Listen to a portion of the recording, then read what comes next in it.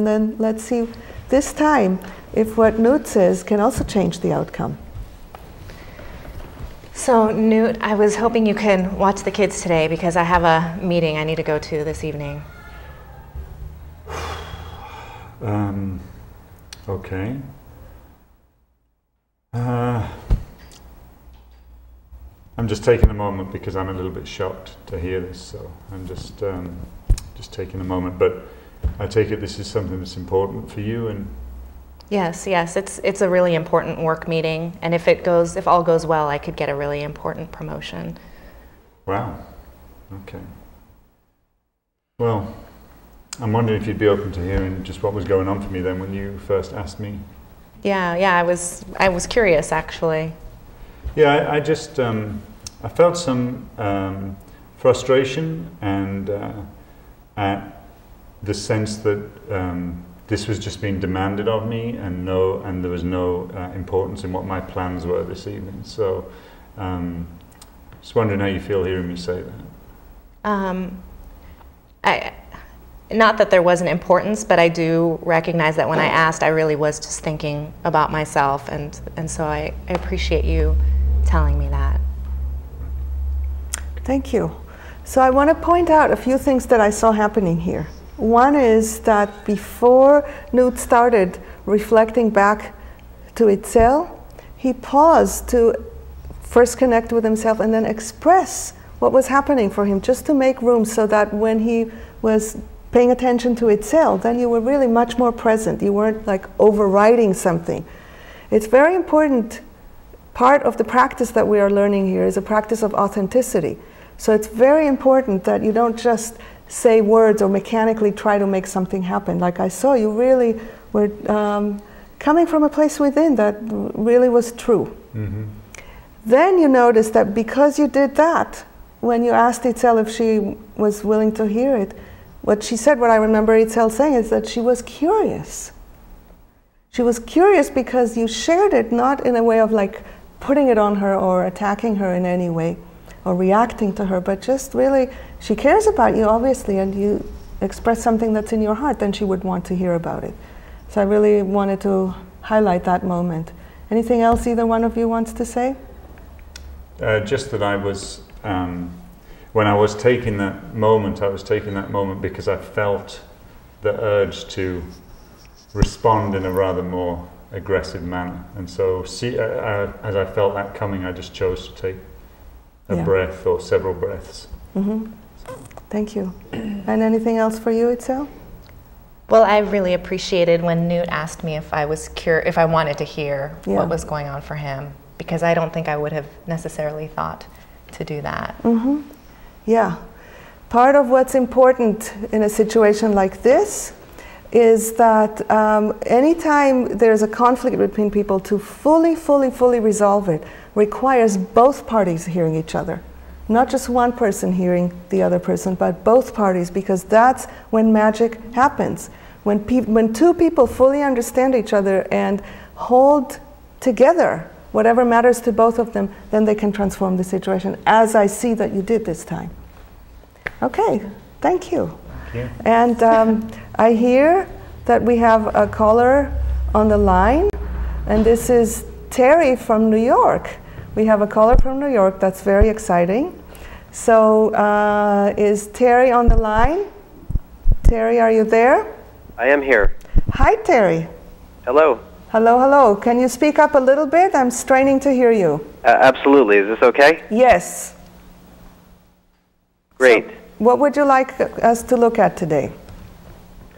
Well, I often get into a situation where not so often, but I'm in a situation every now and then on the highway where I run into a tailgater, which can be a very dangerous situation. I'm in the left lane, maybe doing the speed limit or a little bit over the speed limit, and somebody will come rushing up and be riding, 5 feet behind my bumper while we're doing 70 miles an hour. It's very frustrating to me, very dangerous, and very upsetting at times. So, it's at that point where my blood pressure is going up, and I'm worried I'm going to have an accident. I want to get out of the left lane, but oftentimes there's a lot of traffic, and really what I want to do is pull over and talk to the person who's practically on top of my car to scream at them and to have it out with them so that I can, describe for them what could happen if they actually were to hit me at a high speed or cause a multi-car collision. Yeah. So what you really are looking for is support for what you can do inside, because obviously the conversation that you want to have with that person is not exactly possible to have in that moment. So it's more what you want to do inside. Is that it? I suppose so, yes. I mean, it would be great if I could actually pull over and talk to the person, but I'm sure that'll never happen, and if it ever does, it probably would be too explosive a situation for me to want to really be in. So I suppose it would just be a conflict I would need to deal with internally, if that's what you're suggesting. So what I would like to suggest is two things. First is to look at what happens inside of you, and then we can do a role play of an imaginary situation of how you might, if you had the chance to have this conversation, how that might look like. So I am going to say just briefly that I think, as I see it, there are two different things going on. One is there is your concern for safety.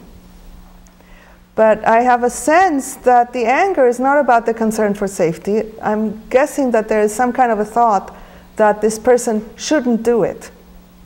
Is that true? That's absolutely right. At that point, I've made a judgment that this person is absolutely in the wrong, and very often in this kind of situation, I will stay there for a couple of extra seconds in that lane, to make it clear to that person that I'm not going to be overtaken or pushed around. I'm appreciating your honesty, and I'm also enjoying the irony of this, which is your main concern is safety.